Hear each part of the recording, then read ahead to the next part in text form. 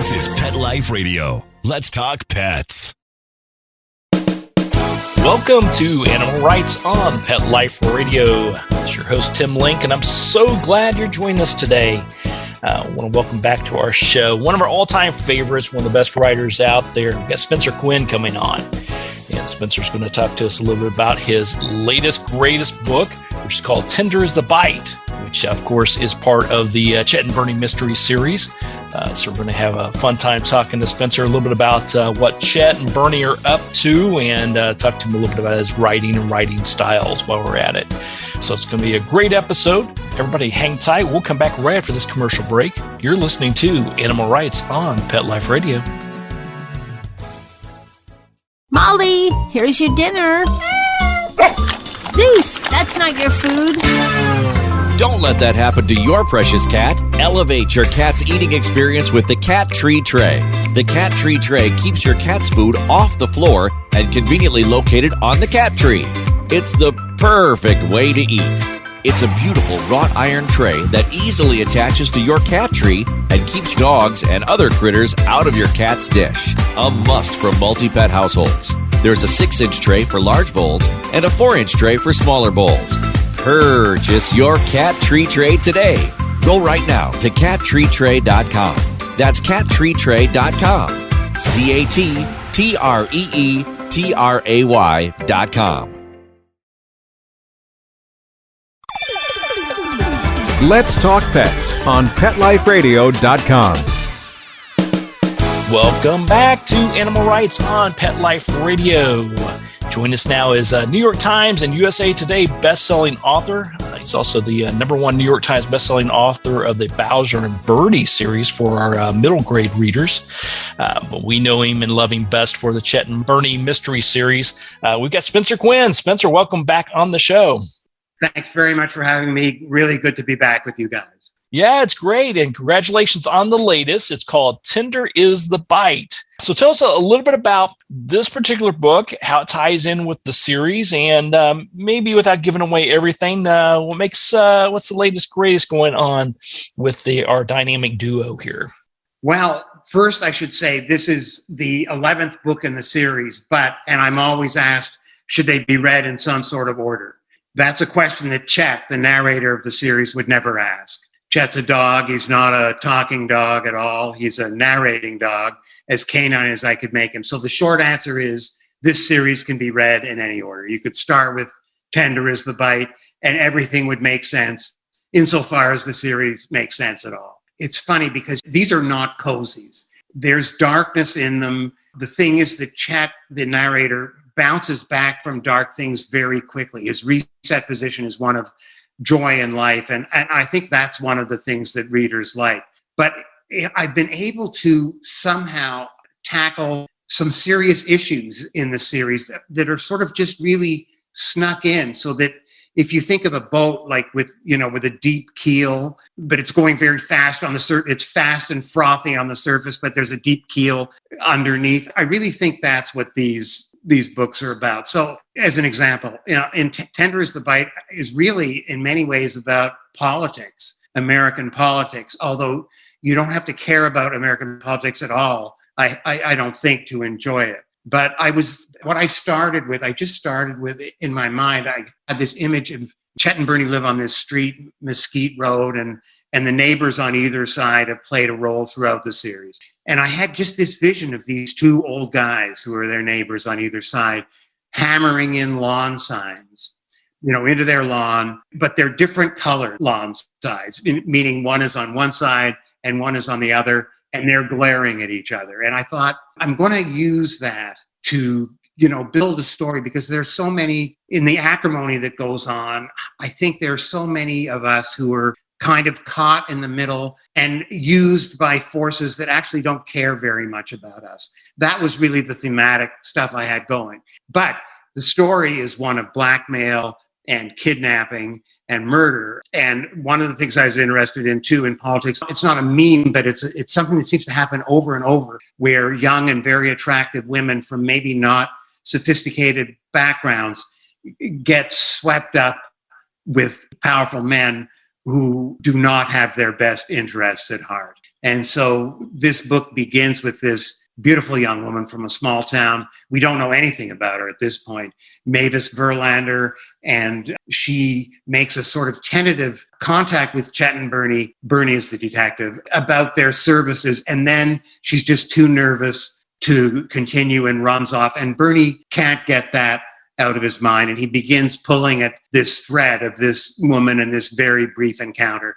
And so that's how we start the story. So you got all the twists and turns. And I think when you said it gets pretty dark and then you mentioned politics in the same breath, I think it's like you need not say anything more based on what we see in American politics today. So that, just a side note, no commentary there, but obviously it's fresh in everybody's mind.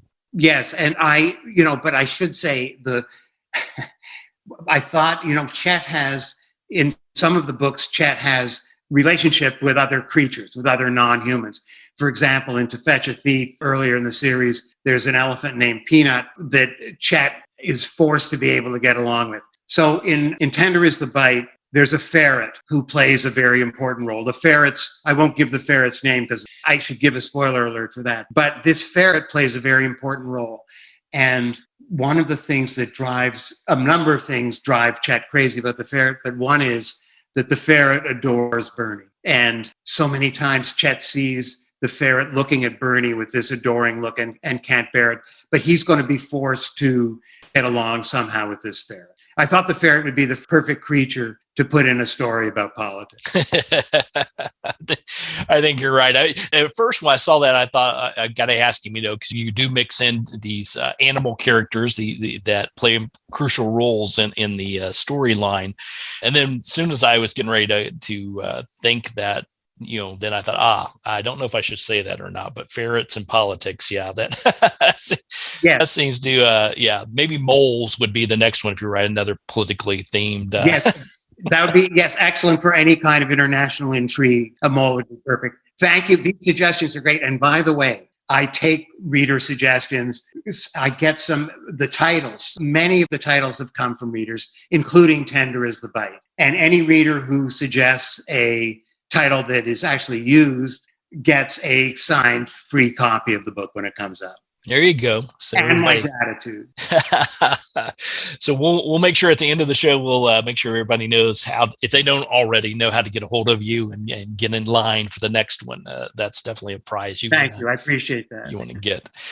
So it was interesting when you made the comment about, we know Chet as the narrator, but he's not the typical talking dog like we see in some books. Nothing wrong with that, but it's I love your take on how he goes about narrating it, and he is so much different, so much more I find in the books. But also how you mentioned how he could quickly bounce back from the dark side of things, the negativity side of things.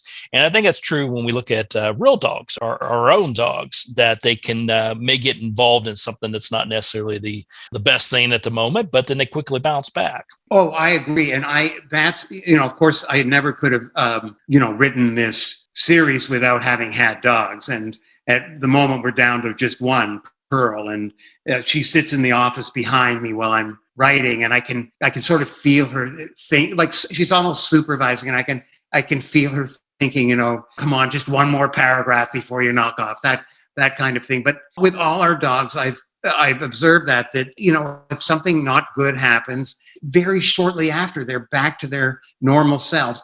Now I'm talking about dogs who are treated properly in general. Right. A dog that's mistreated over and over, that's a different situation. But in this case, they really don't ask for a whole lot. From my point of view, it makes them so easy to love them. They're modest in their expectations. And that's one of the things I love about it. Yeah, absolutely. Yeah, I find it fascinating. We've had a plethora. We've had a zoo of different types of animals. I haven't had a ferret, I will say that, but I did play Santa Claus one year for a rescue organization, and somebody, where you bring your animals in to take pictures with Santa, and somebody brought 2 ferrets in, which were really great. They were climbing up in my beard. Everything was just wonderful. Got some great photos. But I don't know if you ever smelt a ferret. Oh, yes. Yeah. And then you have to wear your Santa beard for the next 2 hours with the, yeah. I didn't do the Santa part. Okay. But no. And so, of course, that this is something, of course, that Chet's going to remark upon, right away or no. And also this ferret, anyway, because the whereabouts of the ferret is very important to the story, Chet will know the whereabouts of this ferret at all times if the ferret's anywhere near in terms of his tracking ability. But this is a very, very easy scent to follow. Exactly. So let me ask you about Tender is the Bite, of course, and then the series in general.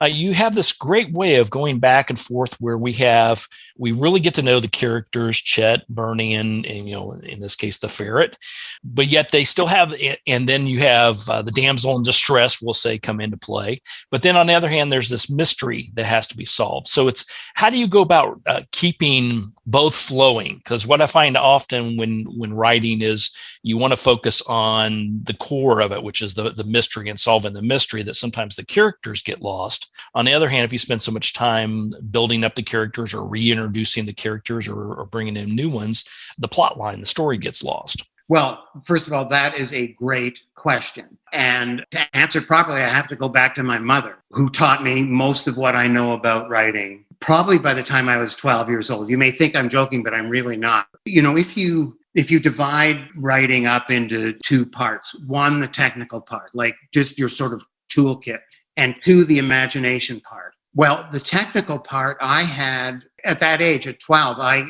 just how to compose a sentence, how to compose a paragraph, how to make things move along quickly. I had all that. And she also was excellent at working on my imagination. She said, her thing was push everything as far as you can, put your own spin on everything. Don't do anything when you're writing that's like somebody else. Make it all as original as you can. And one of her big beliefs was that you always have to be driving the story forward. If you all of a sudden you think, oh, I'm going to describe a sunset where a white bird flies through the different colors and they're all reflected on its wings. Well, if that scene does not advance the story, then it has to be out. So I actually, when I'm writing, I'm only concerned with the plot. And all those details that you were talking about, like character and mood and the relationships between the people, I fold that in. It's almost like truffles in a cream sauce. You don't, all the information you need to make sense of it, I'm kind of trying to give to you so you don't even notice. And one of the things that's very useful, if that's something you're trying to do, is dialogue. Dialogue is an extremely powerful force, both for driving the story forward and at the same time developing and illustrating character. So that's really, maybe that answer didn't make much sense, but that's how I go about it. I'm only interested in the plot, and I give you just enough to know what the characters are like. That's great. That's great explanation. So what you glean from that is drive the plot line forward, let the characters develop or reintroduce themselves, in this case with this series. And the second takeaway I got was Mom always knows best. She sure did in this case. Among other sad things, she died before I became a writer. She died very young, so never knew that this had taken root. She set the stage, set the table for you to be able to get to be the brilliant writer and author that you are today. So kudos to Mom. All right, we're going to take a quick commercial break. Then we'll come back and talk to our buddy Spencer Quinn a little bit more about his latest book, Tender is the Bite. Talk a little bit more about writing styles as well and characters. So let's continue the fun conversation. You're listening to Animal Rights on Pet Life Radio. Sit. Stay. We'll be right back after a short pause. Well, 4 to be exact. Hi, this is Tim Link, animal communicator and pet expert and host of Animal Rights on Pet Life Radio. Have you ever wanted to know what your pet is really thinking? Do you want to find out if they truly understand what you're trying to tell them? Ever wish you could build a better understanding and closer relationship with your pet? Well, now you can. Learning to communicate with animals is a 4-part on-demand workshop. In the workshop, you'll learn the essential techniques that are necessary to communicate with animals, including what is animal communication, breathing correctly to achieve the perfect state to communicate with your animals at a deeper level, using guided meditation exercises and method to communicate with animals, and how to send and receive information from your animals. So if you're wanting to learn how to communicate and connect with your animals at a deeper level, visit petliferadio.com/workshop and purchase and download Learning to Communicate with Animals. You'll be glad you did. Let's talk pets Let's talk pets on Pet Life Radio. Pet Life Radio. PetLifeRadio.com. Welcome back to Animal Rights on Pet Life Radio. Continue our conversation with the New York Times and USA Today best-selling author Spencer Quinn and his latest book, Tender is the Bite. Now, Spencer, you talked a little bit about how you come up with some of the titles and you let the fans dictate that, submit what they should be, and you'll select the best one, hopefully, and they get a signed copy of the book. How much do your fans keep your feet to the fire? Because you mentioned this, it's a long-running series, and you've got the same two core characters in there. How often do you get emails back saying, hey, what happened to so-and-so, or why didn't you let so-and-so do something?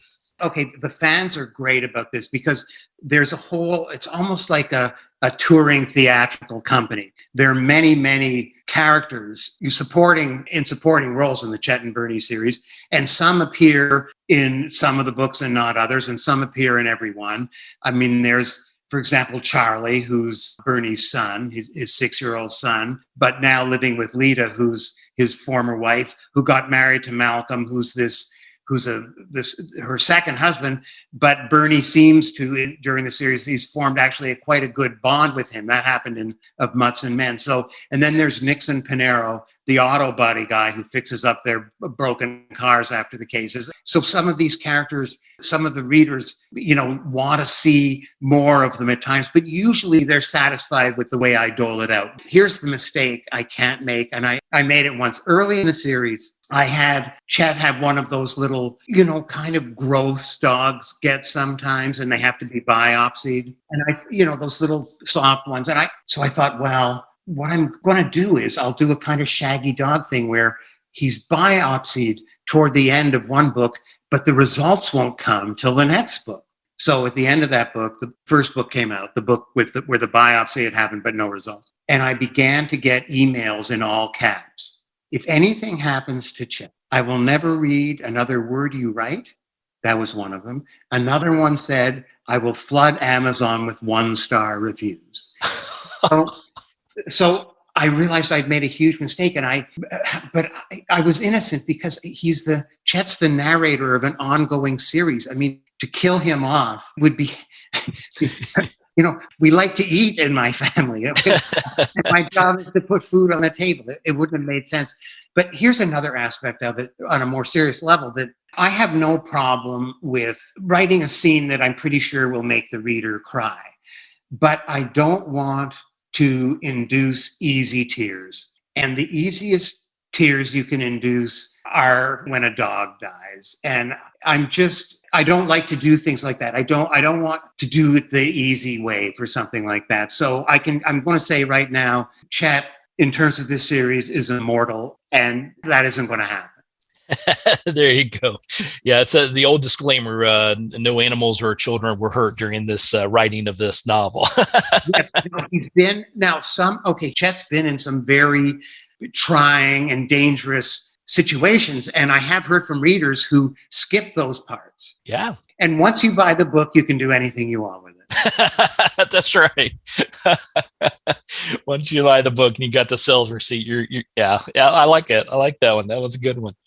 Oh, goodness. So when we talk about, I'm going to go back to characters again, and, your fans are saying, well, what's going on with a certain character? Do you find yourself after this long and great series, and which will continue on forever, as we know, but do you find yourself knowing these characters and loving them so much that you can name all of them or most of them, or I sort of envision this giant storyboard that looks like, police detectives trying to solve a crime with all these different characters plotted on the wall somewhere, which is closest to the truth? I would like to have the storyboard you just mentioned, but I'm incapable of doing something like that. And I don't even know how to hire some kid, high school kid to do it. No, what happens is, this goes back to your early question about plot and story. So if I'm writing and suddenly I need a certain sort of character, I think back through the series and I think, oh my gosh, I had a guy who owns a bar and who also served overseas with Bernie already. So I've built a little story with this guy. And then when I bring him back, I can give it a little spin or a little more depth, or we reveal a little bit more. There was a dramatic moment overseas in Bernie's military career where he saved the lives of a number of people. We don't know any of the details, but every once in a while we get hints about it, especially when he runs into one of these old veterans and they always, hug him and clap him on the back and love him, basically. These are men who served under him. So I'll bring one of these people back and suddenly their backstory is changing, and sometimes enough to bring them forward into major roles in one of the next books. So that's something that's very enjoyable when you have, I don't know, it's almost like Louis B. Mayer when, he ran MGM and he had this huge stable of great actors. Oh, yeah. Okay, all of whom hated him, but but since mine are all imaginary, I don't think they hate me. No, not at all. Well, that's it. It's very interesting because so when you let me clarify that in my own mind. So you're writing, and you think, oh, I need something, an auto mechanic. Does it automatically hit you that, hey, in this book, this guy was my auto mechanic, and that's who I'm going to come back to? Or do you have to dig through your memory banks or the Rolodex of characters and say, didn't I once have a auto mechanic in one of my books? Well, yeah, but yes. But what I do is, okay, my memory is pretty good, and I'll at least know the book it came from. And I'll just leaf through and I'll see the scene or whatever it was. And then the whole thing will come back to me, what I had in mind. And sometimes I'm actually, with some of these characters, with one of these supporting characters, I'm actually setting up for things to happen later in the series. Gotcha. We're building little foundations that serve the purpose of the plot in, let's say, book 3, but now I'm going to make a different use of it in book 5. There you go. That makes sense then. Well, yeah, because I sort of envision this whole thing out, because I work with clients and their animals, and I tend to know the animals' names and remember the animals more than I do the clients. I will say that. I'll leave it at that. Why I do that, but I sort of being all the superhero around DC and Marvel, and in early days. In my mind, it was easy to keep up with the characters because it was pretty much Superman, Batman, Spider-Man, that was it, And then now it seems like they're pulling out characters that I actually have 2 beautifully illustrated DK encyclopedias for both of those franchises that I can quickly turn to and say, well, who the heck is this guy or gal they're trying to bring into play? And sure enough, you turn to page 56 and there's the character. They pulled it out of their archives. Well, that's a great thing, and a kind of reader's companion to the Chet and Bernie series that would have that, I think, would be a cool thing. Yeah, absolutely. David suggests that to the powers that be. There you go. And I'll only take 10% off the top. Don't worry about it. That's great. Well, when everybody picks up a copy of Tender is the Bite, the latest in the Chet and Bernie series, after they read through, what do you hope they glean from it? What do you hope's the big takeaway, or what do you hope the fans get out of it? Well, I hope they end. A lot of novels, that's the problem. When you get to the end of it, you might have been through a whole lot of adventures, but there isn't much that stays with you. In the Chet and Bernie series, the beating heart is the relationship between Chet and Bernie. It's the love between Chet and Bernie. And I think at the end of the book, when they've been through an awful lot and they've actually done some good, it's still the togetherness of the two of them. And I think that's what I want readers to think about. It's this beautiful relationship between a human being and a non-human being, a dog, that works both ways, and they're equal partners, although they're very, very different. Very nice. I like that. Well, where can people pick up a copy of Tender as the Bite and find out more about what's going on and where your appearances hopefully are nowadays? You can, so there's peterabrahams.com. That's my real name, but it says Peter Abrahams, aka Spencer Quinn. So everything will lead you there. There's a blog, and also on Facebook, all the events are posted. Most of the events for this book, Tender's the Bite, are still virtual. The bookstores are not, they're doing really no author touring yet.